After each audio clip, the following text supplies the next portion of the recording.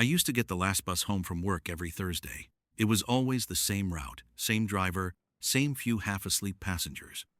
The bus came at 11:42 p.m., drove through the quiet villages, then dropped me 2 streets from my flat just after midnight.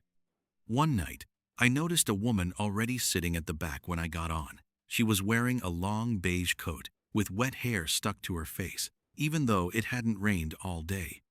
She didn't look at anyone. She just sat there, staring straight ahead.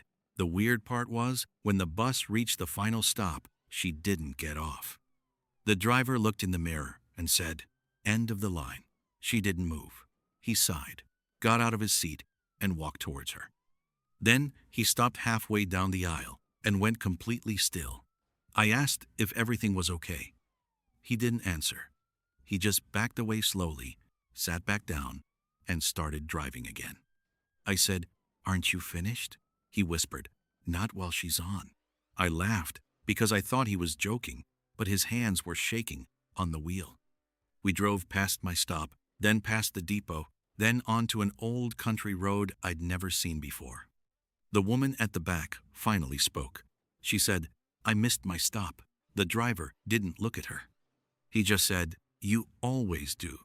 That's when I noticed the old newspaper clipping taped above his dashboard.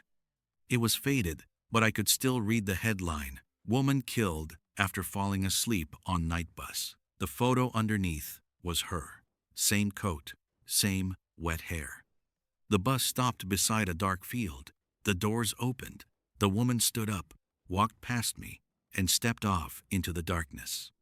Before she disappeared, she turned back and looked straight at the driver and said, "Same time next week."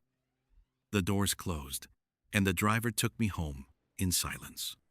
I never got that bus again, but last Thursday I walked past the stop after work. At 11:42 p.m., the bus pulled up. The driver was different, but the woman in the beige coat was already sitting at the back.